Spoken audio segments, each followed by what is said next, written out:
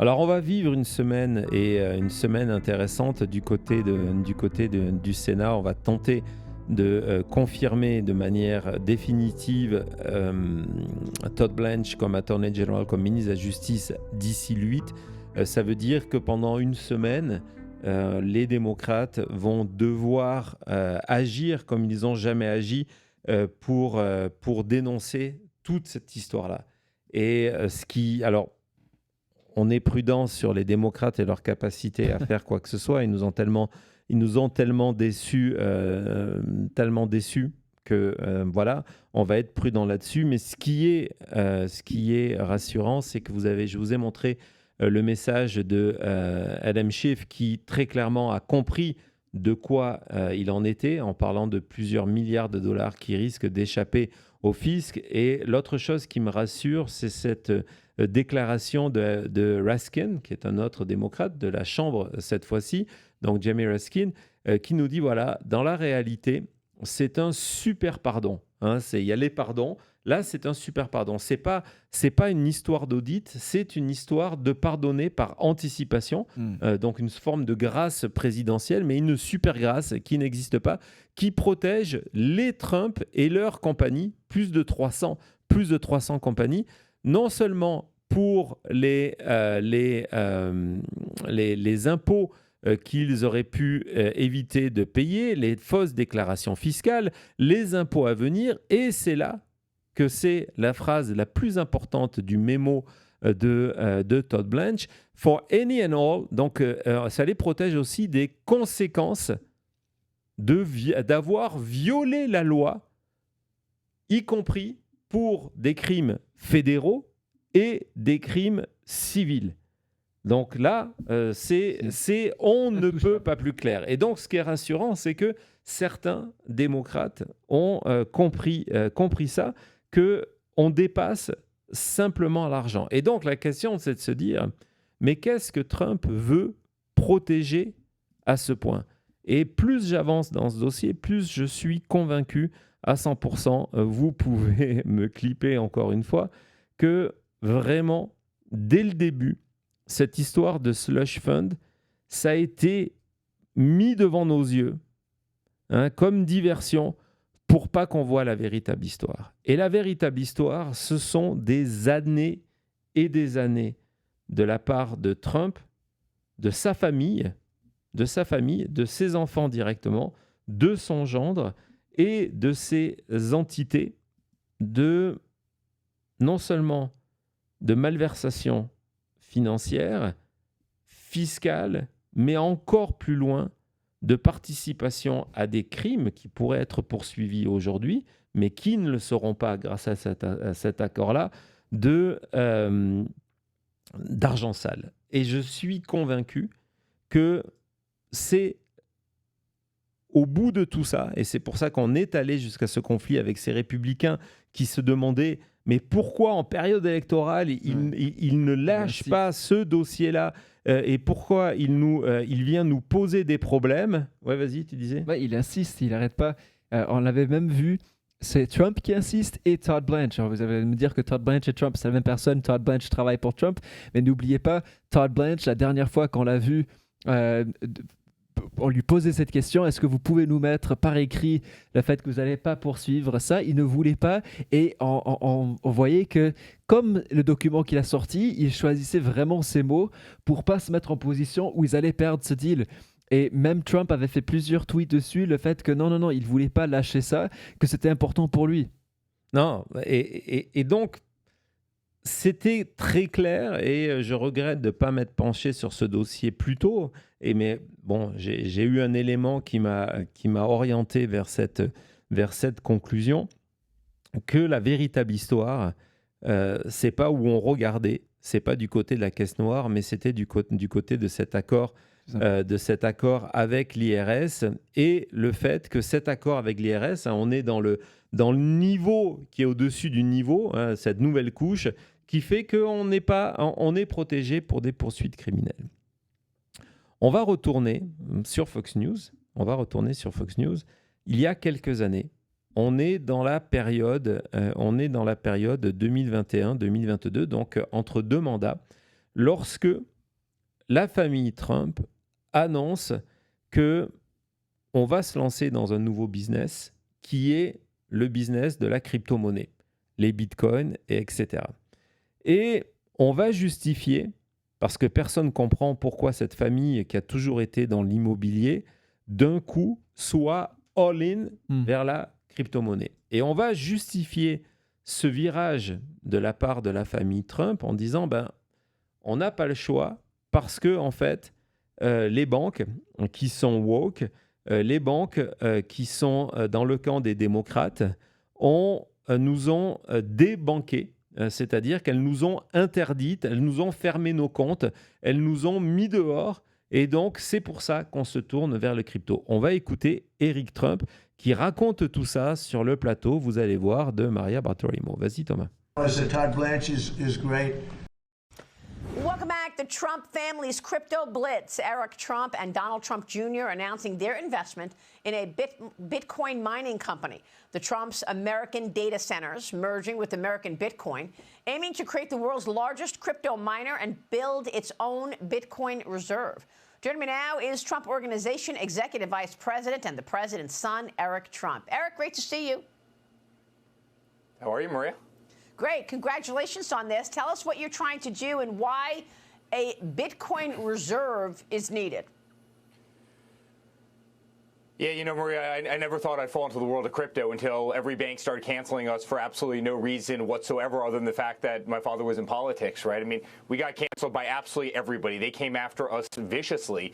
And it wasn't until that time that I realized how important crypto was, right? Something that's cheaper, faster, more transparent. You can't be canceled. That's global. And it's what made me fall in love with Bitcoin. It's what made me fall in love with, DeFi and CeFi and stable coins. And we put a lot of our effort into it. We're building a great company, World Liberty Financial. Everybody's talking about it. It's doing phenomenally well. We just launched a stable coin. On the other side, American Bitcoin. I think it's going to be one of the great companies out there. So I truly believe in it. And really, my epiphany was, again, cancel culture and what these financial institutions controlled by very few at the top were able to do. Non, voilà, donc Eric Trump dit, ça peut être étonnant qu'on se retrouve là, mais mon épiphanie, qu'est-ce qui s'est passé? C'est qu'on n'a pas eu le choix parce que les banques ont commencé à cancel, à annuler mon père, nous annuler en termes de business sans aucune raison, c'est ce qu'il dit, sans aucune raison. Et donc, on s'est retrouvé sans possibilité d'avoir des banques. Et donc, on s'est tourné vers crypto, qui est super transparent, super clean, etc. etc. C'est vraiment la raison. La raison, c'est ça. En fait, la raison, c'est pas ça du tout. Mais c'est l'histoire officielle.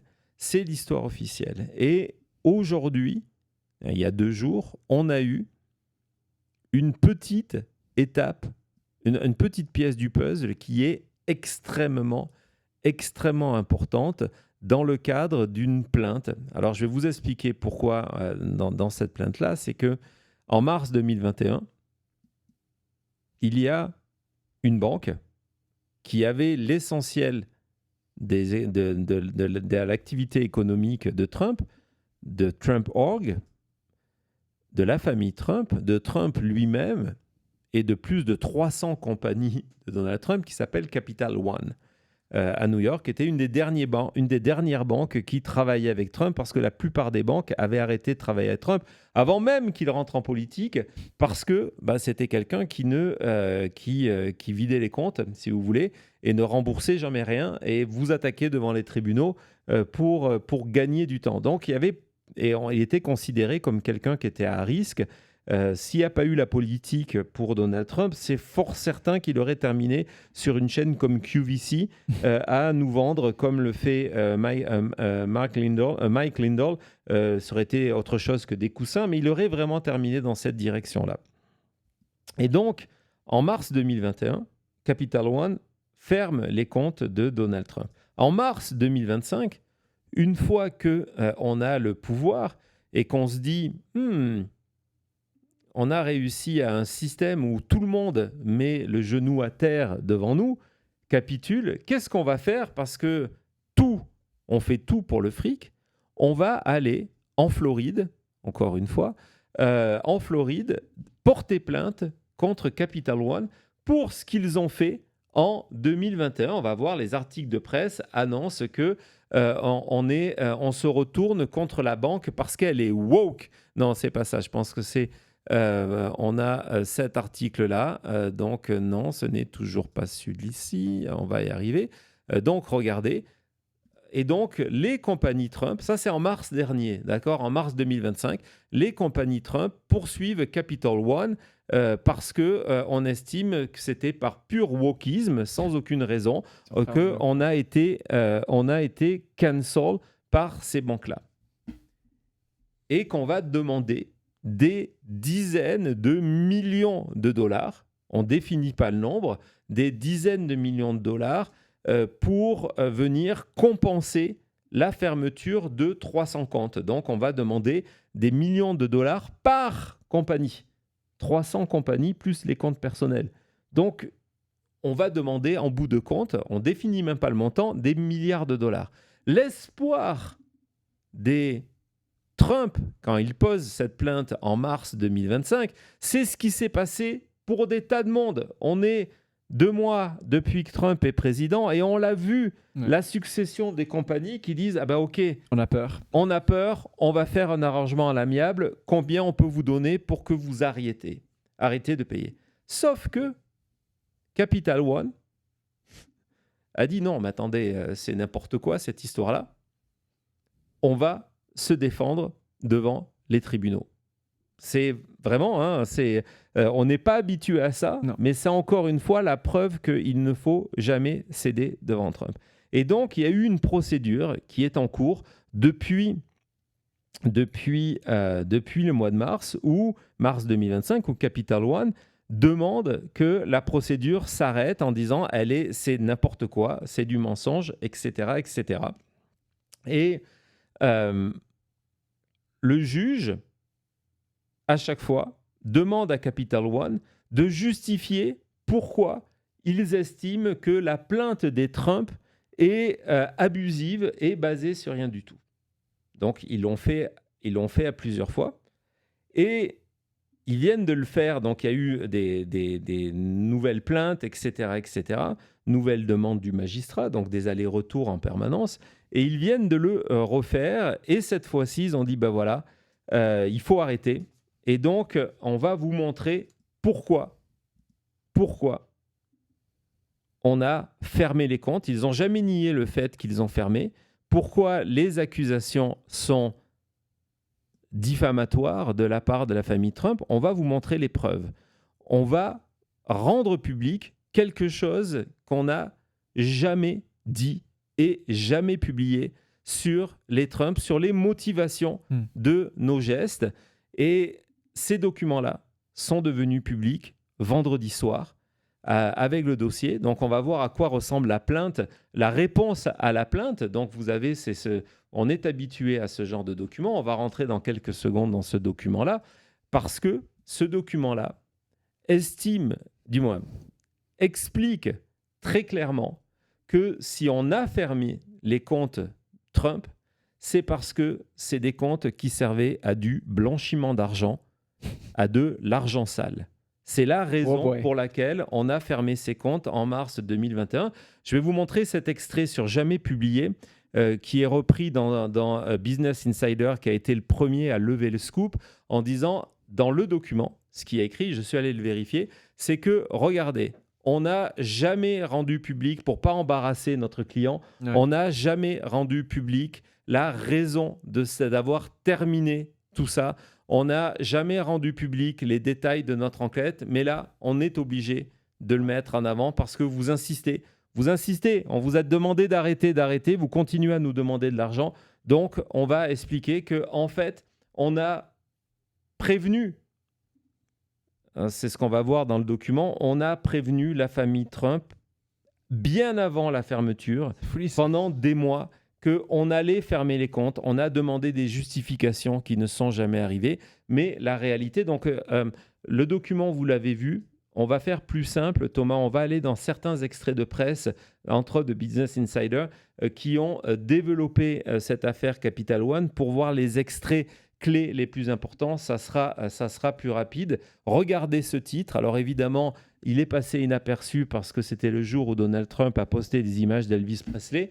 Regardez. C'est énorme C'est énorme. comme cas là.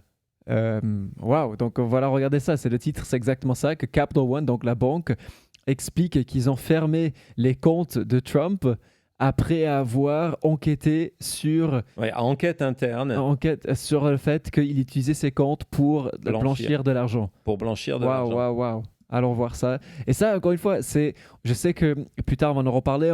On a parlé de Trump et ses problèmes de banque et ses plus ou moins illégal.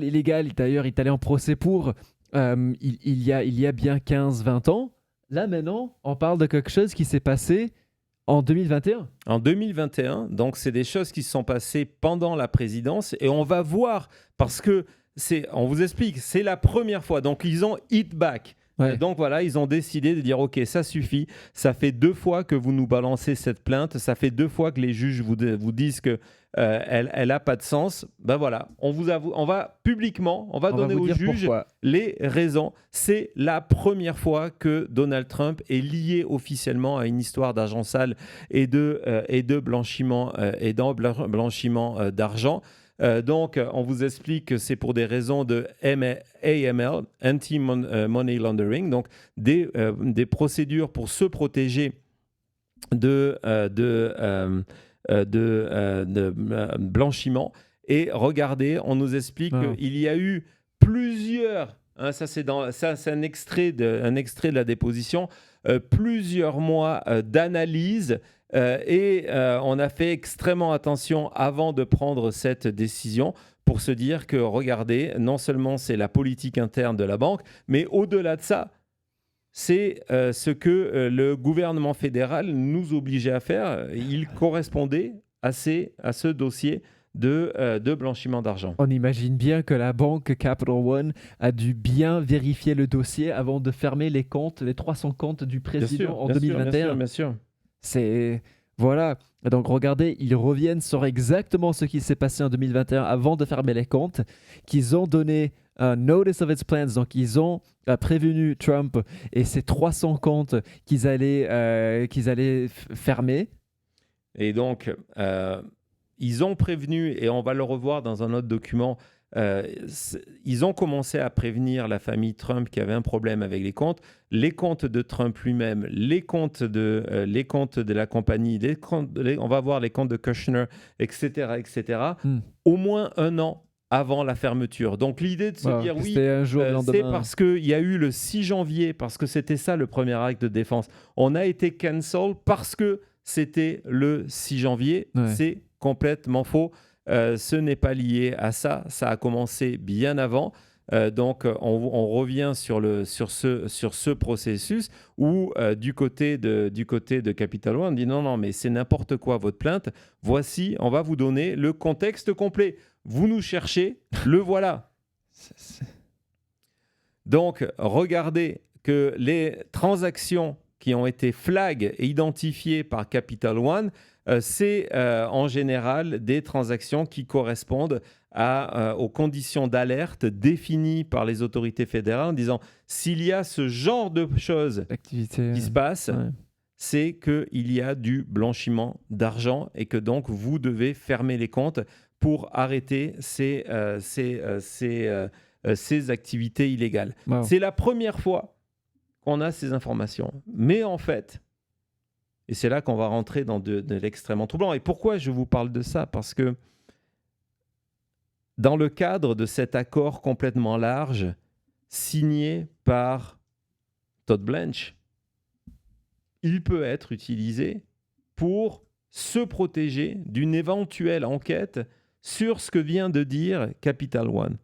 Et quand je vois passer cet article-là, je me dis, mais ce n'est pas la première fois qu'on a entendu que Capital One sous-entendait, là on n'est plus dans du sous-entendu, soyons clairs, mais à l'époque, sous-entendait que Donald Trump, dans le cadre de ses activités, était coupable de blanchiment d'argent. Et je me suis souvenu de ce qui s'est passé en 2019. 2019, je vous le rappelle, Donald Trump est président. Donald Trump est président. Et en 2019, Donald Trump et sa famille poursuivent devant les tribunaux Capital One, déjà, et la Deutsche Bank. Mais cette fois-ci, c'est pas pour les poursuivre en disant vous avez fermé nos comptes. On a encore les comptes là. On est le 30 avril. Et qu'est-ce qui s'est passé? C'est que pendant l'année, il y a eu les élections midterm en 2018. Et dans le cadre de ces élections midterm, vous le savez, Donald Trump a perdu. Et il y a eu les démocrates qui ont pris le contrôle de la Chambre des représentants. Et dans le cadre de ce contrôle de la Chambre des représentants, il y a 2 commissions différentes menées par des démocrates, entre autres une par Adam Schiff, qui a commencé à enquêter sur l'argent de Trump. L'argent de Trump dans un cadre très précis qui était, vous allez voir, on y arrive toujours là-dessus, de l'utilisation de blanchiment d'argent sale, de cash, en direction de la Russie et depuis la Russie. C'est vraiment le point de départ. Et dans le cadre de cette enquête-là, vu qu'on a la majorité, une situation qui va se reproduire normalement en novembre prochain, on a envoyé des subpoenas, des convocations officielles aux 2 banques de Donald Trump qui étaient Deutsche Bank et Capital One, en leur demandant qu'ils envoient tous les documents financiers de Donald Trump et de ses 300 compagnies au Congrès dans le cadre de son enquête. Donc ça, c'est à la fin du mois d'avril. Immédiatement, la famille Trump, Don Jr., Eric, Ivanka, mais on va le voir aussi, Jared Kushner, démarre une procédure judiciaire pour interdire aux banques de donner ces informations au Congrès démocrate qui est en train de mener une enquête sur l'argent sale de Donald Trump. On voit que c'est une affaire qui remonte à un moment. Et là, on va rentrer dans la procédure où Donald Trump, encore une fois, va profiter du système et de son argent pour faire retarder l'échéance. Parce qu'il sait que c'est une bombe à retardement. À ce moment-là, ce que vous savez maintenant, c'est que du côté de Capital One, on sait que leur enquête intérieure a démontré que Donald Trump blanchit de l'argent, qu'il a des compagnies qui servent qu'à ça, avec des transactions de cash de plusieurs millions de dollars. Il est président des États-Unis à cette époque-là. Il est président des États-Unis. On ne le sait pas encore. On le sait maintenant avec certitude grâce à cette procédure qui vient de se dérouler du côté de la Floride. Et donc, on est à la fin du mois d'avril. Tout de suite, du côté de Donald Trump, on attaque devant les tribunaux. Au mois de mai, le New York Times, on va le voir tout à l'heure, sort une enquête inédite avec le témoignage d'une personne extrêmement courageuse qui s'appelle Tammy McFadden, qui va raconter le volet Deutsche Bank. On va en parler dans 2 secondes. Donc, ça, c'est le mois de mai. À la fin du mois de mai, le juge qui est en charge du dossier, donc on est devant le Southern District New York parce que le business de Trump est à New York, va dire non, c'est bon, il n'y a aucune raison d'interdire les banques de donner ces informations-là. Je demande aux banques de donner les informations au Congrès. Résultat, Trump part en appel de cette décision. Les dates sont importantes. Ouais, il ne veut pas du tout lâcher ça. Non, il ne veut pas lâcher. Donc, on part en appel, un appel qui va durer jusqu'à la fin du mois de décembre 2019. Donc, c'est un moment extrêmement important parce que on va rentrer en campagne présidentielle. Et donc, les démocrates vont avoir la preuve que Donald Trump est complètement pourri et utilise ses compagnies pour blanchir de l'argent, principalement avec des partenaires en Russie. C'est vraiment un point extrêmement important. Et donc, là, il y a un appel. Et le juge en appel, décembre 2019, confirme la première décision en disant « Non, mais il n'y a aucune raison de retenir ces documents-là. Ouais, on n'est pas loin de Krasnov. Il n'y a aucune raison de retenir ces documents-là. Il faut les envoyer au Congrès. Et là, Donald Trump ne veut surtout pas. Il sait ce qu'il faut faire. Il part à la Cour suprême. Il va jusqu'à la Cour suprême où il a nommé ses juges. Où il a nommé ses juges pour interdire que ces documents-là aillent jusqu'au Congrès démocrate. La procédure va amener le Congrès, la Cour suprême, on n'est pas surpris, va prendre son temps et la Cour suprême va se décider en juillet 2020. Donc vous avez une demande qui démarre en avril 2019.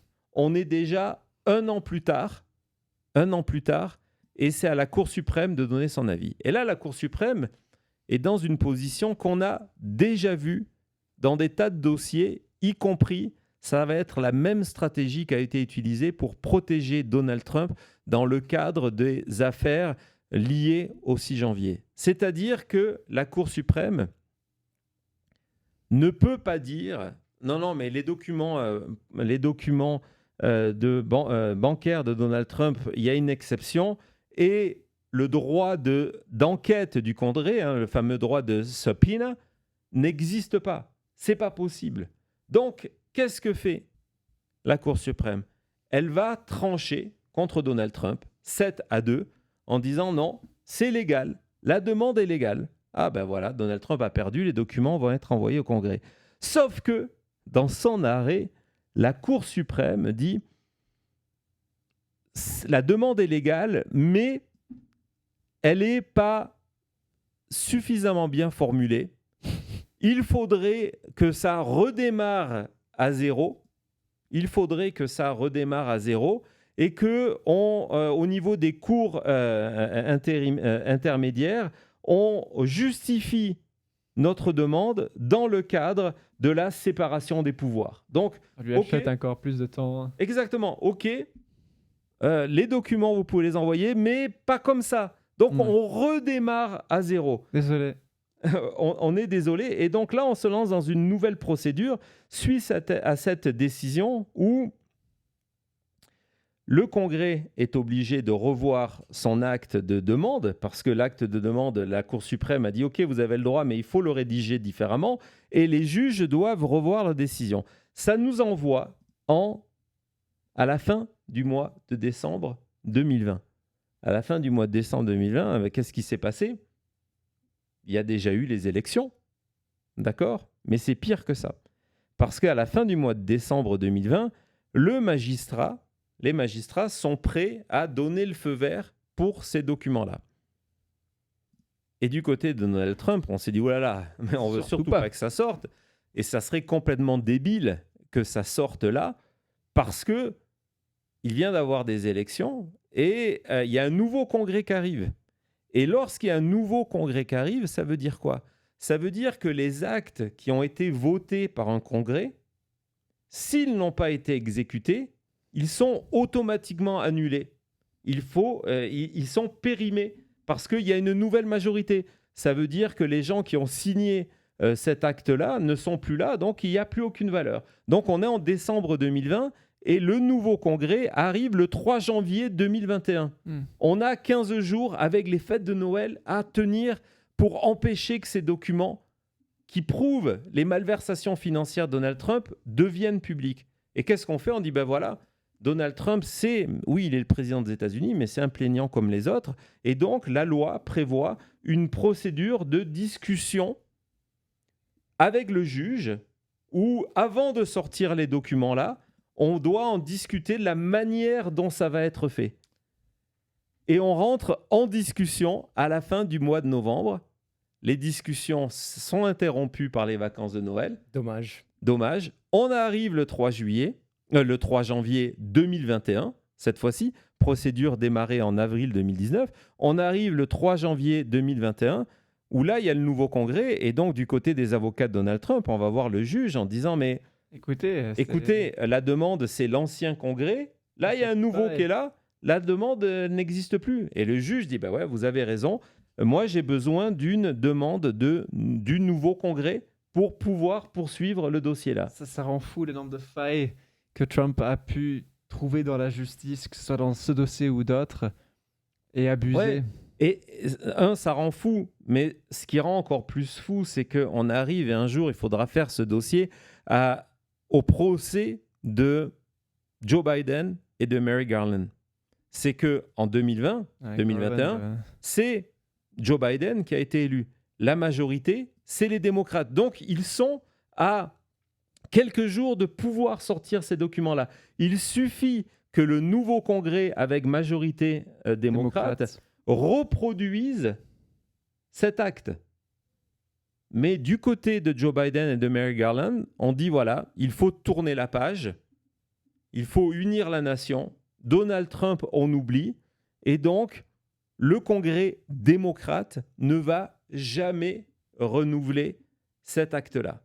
Ne va jamais renouveler cet acte-là.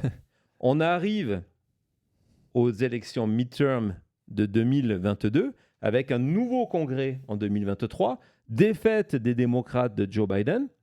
Résultat, nouvelle majorité, les républicains arrivent enfin à la majorité à la Chambre des représentants. Et là, on fait quoi? Une des premières décisions de janvier 2023, c'est de dire le dossier a été abandonné par les démocrates. Nous, on ne veut pas le poursuivre. On déclare toute cette procédure caduque. Il n'y a plus de demande de Donald Trump à soumettre ces éléments financiers au Congrès. Mais alors, la seule raison pour laquelle aujourd'hui on se retrouve dans cette position, est-ce que c'est parce que Trump est tellement gourmand et voulait tellement attaquer, et donc attaque en 2025, qu'il a lui, sans faire exprès, relancé cette histoire? C'est exactement ce qui vient de se passer. Et donc, au-delà de relancer cette histoire, on sait du côté de Trump qu'il y a des cadavres dans le placard, dans quel placard ils sont et combien il y a de cadavres. Et on sait qu'il ne faut pas que ces histoires-là, un jour ou l'autre, arrivent au public et soient poursuivies criminellement. L'acte signé par Todd Blanche, comme l'a montré Raskin, permet qu'il n'y ait pas de poursuite criminelle pour toutes ces activités financières de Trump, de la Trump Org, de sa famille, jusqu'au 19 mai 2026. Ça veut dire que tout ça, ça n'existe plus. Si un jour on décide de poursuivre Trump là-dessus, tout ça, on ne peut pas le faire parce que Trump a la super protection. On va dire, ah non, vous ne pouvez pas me poursuivre sur ces malversations financières parce que, voilà. Et donc, le document de Capitol One est extrêmement important parce que prouve pour la première fois que Donald Trump, les comptes bancaires de Donald Trump ont été fermés pour blanchiment d'argent. Mais ce n'est pas la première fois qu'il y a cette accusation. On se retrouve pour la dernière partie de la chute tout de suite après.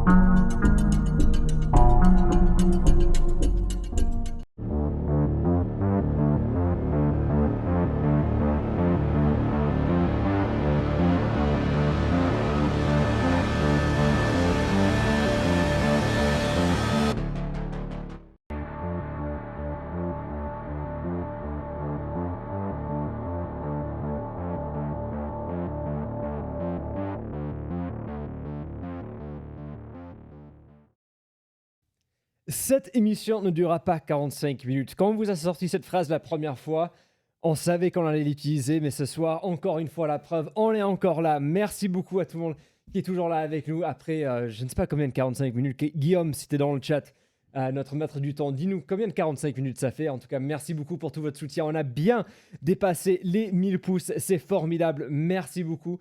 Je vois qu'il y a également... Guylaine était passé pour fêter ça, le fait que voilà, on était passé aux 1000 pouces. Et j'étais en train de lire le message de Martin. Oui, merci beaucoup Martin. Tu sais quoi, je sais que tu dois regarder le replay. Nous aussi, on a aidé à financer la campagne de Troy Jackson du côté du Maine. Donc on essaye aussi de battre Nous, on n'est pas les riches. contre Elon Musk. Oui, on n'a pas du tout la même fortune qu'Elon Musk. Alors merci beaucoup Martin pour ton soutien. Merci à tout le monde qui est là avec nous. On va essayer de quand même un peu faire bouger ce compteur d'abonnés. Nous sommes à 50 158. Oh, on donne un tout petit peu. Ouais, je sais qu'il est tard en Europe, mais on est là Mais il est pour encore tôt au Québec. Donc amis québécois, on compte sur vous, nos amis du Québec. dossier Ouais, et puis- vraiment extraordinaire. Et puis c'est vraiment un dossier d'enquête qui est extraordinaire, qui est au cœur de la corruption de Donald Trump, qui est au cœur de... J'essaye de vous donner là des outils pour comprendre vraiment ce qui est en train de se jouer au niveau du Congrès et les véritables motivations de Donald Trump. Alors je sais que c'est un petit peu... c'est beaucoup de dates, beaucoup d'informations, mais j'espère que que je suis suffisamment clair, malgré la fatigue, soyons clairs, malgré la fatigue, pour vous amener au bout de cette histoire-là. Allez, on se retrouve tout de suite après.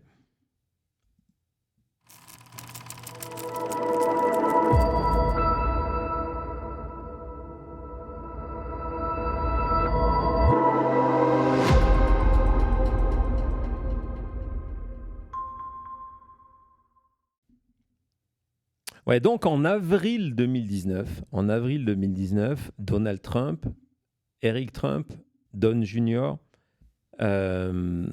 Ivanka Trump, leur compagnie attaquent deux banques, Capital One et Deutsche Bank, pour les empêcher de rendre publiques ces informations-là, pour les partager avec le Congrès. Donc on ne va jamais savoir quelles sont ces informations qui vont motiver Trump à rentrer dans cette procédure. Une procédure, je vous l'ai montré, qui a duré quasiment 2 ans pour empêcher ces informations-là. On ne le savait pas jusqu'à, on vient de l'apprendre vendredi, jusqu'à ce que Capital One, excédé par les plaintes et les demandes de la famille Trump, qui en 2025 ont décidé de venir les poursuivre, ont été obligés de se dire « Non, nos décisions étaient justifiées de fermer vos comptes » parce que vous vous êtes rendu coupable de blanchiment d'argent. Donc ça, c'est Capital One. On ne sait toujours pas ce qui a motivé Donald Trump à se retourner contre Deutsche Bank, qui a été, si vous nous avez suivis au moment des procès, très souvent la seule banque qui a soutenu Donald Trump au moment où Donald Trump, plus personne n'en voulait. Une banque qui a été conseillée à Donald Trump par Jared Kushner et Ivanka Trump, qui avait été en charge de tout ça, de mettre cette relation-là avec des taux de crédit favorables, etc., etc. On ne le sait toujours pas de manière absolue, mais les révélations de Capital One cette semaine, qu'il dit très clairement, il y a eu une longue procédure d'enquête et au terme de cette longue procédure d'enquête, de révision, de vérification des résultats, on a estimé qu'il fallait fermer les comptes parce que non seulement contre la politique de la banque, mais contre le droit fédéral, les comptes Trump étaient utilisés pour du blanchiment d'argent, pour de l'argent sale, nous permet de revenir à ce scoop du New York Times au mois de mai 2019. Mois de mai 2019, le New York Times titre sur la Deutsche Bank en disant, on va voir ce titre-là, que la Deutsche Bank, les employés de la Deutsche Bank ont vu des activités suspicieuses de Trump, des comptes Trump et Kushner. L'essentiel de l'enquête de Donald Trump, du New York Times, est basé sur non seulement des témoignages anonymes pour être protégés, mais principalement le témoignage de Tammy McFadden, qui était une employée de Deutsche Bank et qui a accepté, parce qu'elle dit que c'était la bonne chose à faire, je suis en accord avec ma conscience, de raconter ce qui s'est passé. C'est quelqu'un qui était en charge, qui a été dans sa position à la Deutsche Bank, qui était justement en charge de vérifier ce que les ordinateurs de la Deutsche Bank trouvent. Ce qui se passe, c'est que pour justement éviter tout ce qui est forme de blanchiment d'argent, les ordinateurs, les programmes, les algorithmes suivent différentes activités. Et au bout d'un moment, les ordinateurs tirent un premier signal d'alarme en disant tiens, le programme a remarqué qu'il y avait cette opération-là, elle est suspecte. Et de là, ce premier rapport d'enquête fait par les ordinateurs va sur le bureau d'une personne, un être humain, qui va faire son travail pour venir vérifier si l'ordinateur s'est trompé ou pas, et qui donc va avoir accès à tous les documents suspects qui ont été repérés par l'algorithme. Et cette personne, c'est elle. Et donc, elle a eu accès à la totalité du dossier Trump, du dossier Kushner, à la Deutsche Bank. Elle a dû voir des choses, elle. Et justement, on va quand explorer elle ça. a compris que sa compagnie, la Deutsche Bank, allait étouffer l'affaire parce que Trump était président et parce que Trump et Kushner étaient des clients chez eux, elle a décidé de parler au New York Times. Wow. Non, mais c'est sacré vaguelette de faire ça. Donc, allons voir un peu l'article. Donc, on vous dit que en 2016 et 2017, en 2016 et 2017, les spécialistes de anti-money laundering, donc de la section anti-blanchiment d'argent de la Deutsche Bank, ont recommandé que des transactions impliquant des entités, donc des compagnies qui appartenaient et qui étaient contrôlées par Donald Trump et ou par Jared Kushner soient signalées aux autorités. Pendant sa présidence. Trump est président et il est en train, apparemment, avec la Deutsche Bank, de blanchir de l'argent. Exactement. Donc, on va voir tout ça. Donc, on vous rappelle que c'est la Deutsche Bank qui a passé un moment où on ne voulait pas prêter plusieurs milliards de dollars à Trump et à Kushner, et donc que la Deutsche Bank a rejeté l'avis de ses employés. Parce que une fois que le nom m'échappe, Tammy McFadden a fait son enquête, elle a évidemment fait vérifier son travail et elle est passée par différents services. Et ces différents services ont à chaque fois validé ça en disant oui, il faut passer le dossier. Il y a suffisamment de preuves de malversation financière. Il faut passer le dossier aux autorités fédérales, même si Donald Trump est président. Et c'est la direction de Deutsche Bank qui a dit non, on étouffe le dossier. Donc c'est là où on voit que là on parle de Tammy McFadden et d'ailleurs elle est citée en disant que voilà ça fait partie de la culture qu'il y avait là-bas à Deutsche Bank, c'était de pas poursuivre ce genre de choses et que c'est quelque chose qu'elle voyait pour protéger les clients qui avaient beaucoup d'argent. Ouais, dans ces années-là, Deutsche Bank est impliquée dans plusieurs affaires de blanchiment. Entre autres, des affaires de blanchiment qui concernent la Russie, qui concernent du trafic de drogue, etc., etc.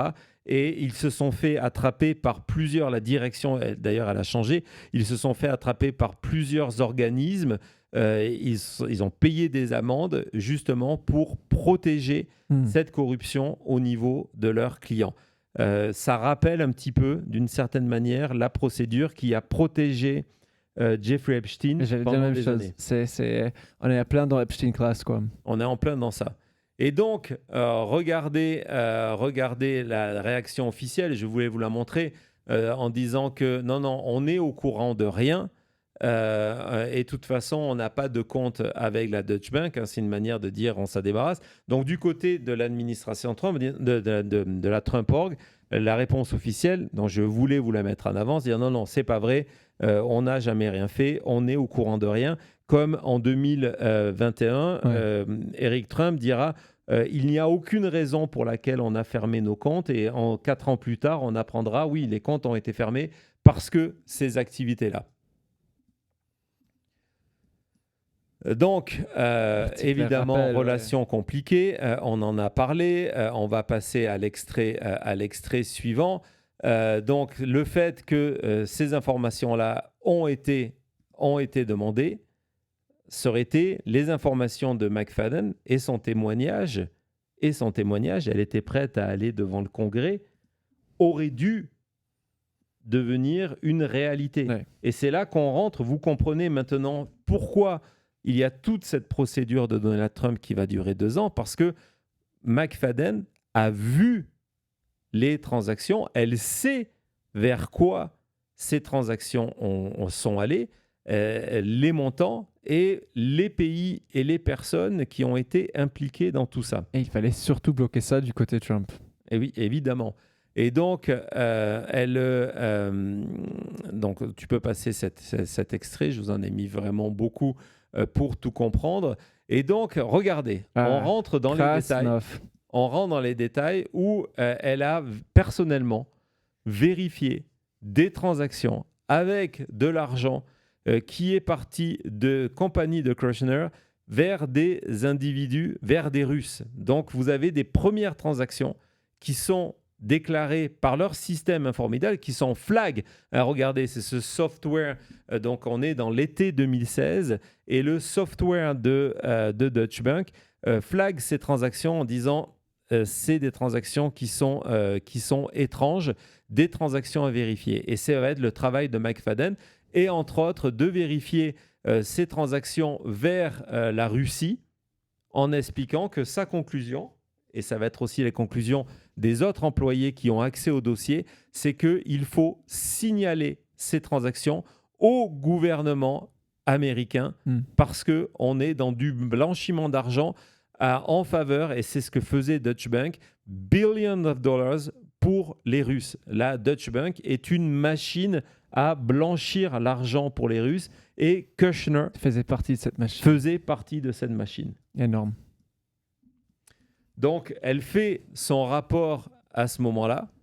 Elle met les documents pour dire les voilà preuves. Pour laquelle. Donc, tout existe. Les preuves, il y a un dossier. C'est existent. comme Jack Smith. Il y a un dossier qui existe, qu'elle transmet à ses supérieurs. Là, il y a une partie qui va vérifier tout ça et qui va conclure à la même chose. Et puis, le dossier va partir à la branche à New York qui gère les comptes de Trump, dont Trump et Kushner est directement le client. Et là, surprise, qu'est-ce qui se passe ? Il tue l'affaire. En disant que non, ça ne nous intéresse pas. Waouh. Donc, elle revient sur son équipe. Donc, elle fait partie de ce qu'on appelle la Special Investigation Unit, qui va du coup enquêter non seulement sur Kushner, mais sur Trump.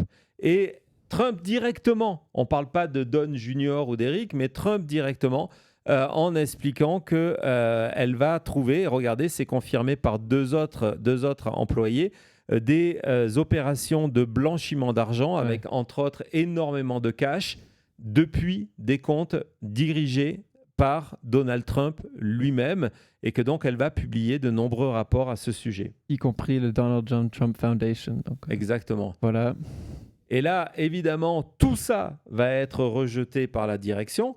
Donc, les employés confirment que c'est absolument inhabituel qu'on rejette tout ça. Parce qu'il y a plusieurs rapports. Maintenant, il y a une série de rapports. Tous en pointant à Trump. C'est que donc, elle envoie ce premier rapport en disant, regardez, Kushner et le Trump Org sont flagués, sont trouvés d'avoir blanchi de l'argent. Elle envoie une série de rapports, tous liés à Trump, Kushner, le Trump Org. Tout est rejeté. Tout est rejeté et classé. C'est ce genre de rapport qui aurait dû être rendu public si le Congrès avait réussi à aller à terme. Et donc, évidemment, l'idée, c'est de se dire que non seulement parce que Trump est président à ce moment-là, n'oubliez pas, Trump est président. Et là, la Deutsche Bank se dit, si on sort ces informations-là, on va embarrasser le président des États-Unis. Ouais. Non seulement c'est le président des États-Unis, mais c'est la personne qui nous doit le plus d'argent. C'est notre client qui nous doit le plus d'argent. Et que si on sort ces informations-là, non seulement il va nous faire payer en tant que président, mais en plus de ça, il ne va jamais rembourser l'argent qu'il nous doit. Et d'ailleurs, c'est à peu près ce qui va se passer. On sait que la plupart de l'argent que Trump devait à Deutsche Bank n'a jamais été remboursé. Avant-dernier extrait sur ce sujet. Donc, on explique que du coup, résultat, vu qu'elle a enquêté sur tout ça et qu'elle a fait les dossiers, à terme, qu'est-ce qui va se passer? Vu qu'on ne va pas se retourner contre Donald Trump, résultat, c'est elle qu'on va virer. Ouais, incroyable. Elle travaille depuis 2008. Elle a découvert tout ce système. Elle explique où voilà que les gens qui travaillaient en politique, elle a pensé, c'est vraiment l'ère Trump, l'administration Trump qui avait de l'argent avec Deutsche Bank, qui pouvait faire à peu près ce qu'ils voulaient et qu'on on refusait de regarder ces dossiers-là. Et donc là, on arrive à sa conclusion en disant, ils ont essayé de m'empêcher de parler. Donc c'est la raison pour laquelle elle fait cette interview en termes de courage. Mais je suis en paix avec le fait de vous avoir révélé tout ça parce que j'ai fait ce qu'il fallait faire. Malheureusement pour elle, cette affaire, donc ce scoop qui est énorme, et à son niveau c'est énorme, on est à la fin du mois de mai 2019. Elle espère que la procédure va aller à son terme. Je vous ai raconté comment la procédure n'est pas allée à son terme. Et donc, l'histoire de McFadden, les dossiers qu'elle a compilés démontrant ses envois de transactions, ces transactions financières entre les Kushner et entre Trump et des citoyens russes, va être classée sans suite. En 2023, je vous ai dit, le Congrès républicain mettra fin officiellement à toute cette procédure. Mais la réalité, et c'est là qu'on fait la jonction avec ce qui se passe aujourd'hui, c'est que ce qui s'est passé la semaine dernière avec l'autre banque, Capital One, en disant non, on a fermé les comptes parce que après avoir mené une longue enquête, on a trouvé des éléments de blanchiment d'argent, fait que les cadavres sont toujours là. C'est pas parce que Trump est président que ce risque n'existe pas ou n'existe plus ou cesse contre lui et contre sa famille. Donald Trump exerce son pouvoir avec cette espèce d'épée de Damoclès au-dessus de la tête, au-delà de sa corruption immédiate, c'est que tous ces cadavres-là, Deutsche Bank, Capital One, un jour risquent de ressortir. Et ce jour, Donald Trump le voit arriver, c'est après le 3 novembre prochain. Et donc, et d'où son insistance à avoir ce texte de mise en place avant les midterms, parce qu'il sait très bien que de Capital One à Deutsche Bank, que de McFadden à d'autres, les démocrates, à partir de janvier de l'année prochaine, lorsqu'ils vont mettre la corruption au centre de toutes leurs affaires, ça ne veut pas dire qu'on va s'intéresser uniquement à la corruption de ces derniers mois, vu qu'avec Trump, tout est pour le fric. Résultat, on va venir déterrer ces cadavres-là. L'affaire Capital One et l'affaire Deutsche Bank, je vous le garantis, vont redevenir d'actualité à partir du mois de janvier prochain. Et donc, c'est pour ça que Donald Trump a besoin de ce texte-là, parce que, comme le disait James Raskin, c'est un super pardon qui protège pour des centaines de millions de dollars, certes, au niveau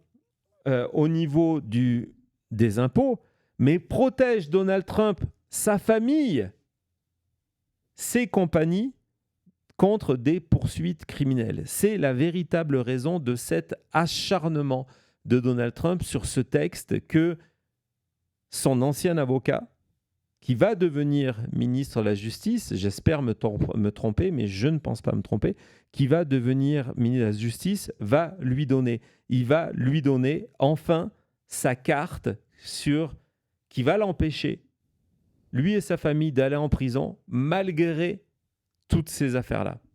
Donc évidemment, on va suivre ce qui va se passer ces prochaines semaines. On va suivre aussi le fait qu'une nouvelle majorité va-t-elle se trouver dans la position de se dire mais non, on honore ce texte-là ou pas? Il n'y a aucune... Je vous le rappelle que ce qui est fort dans ce texte de Todd Blanche, c'est que légalement, il y a la plupart des experts qui se sont penchés sur ce texte-là disent que légalement, il n'a aucune forme.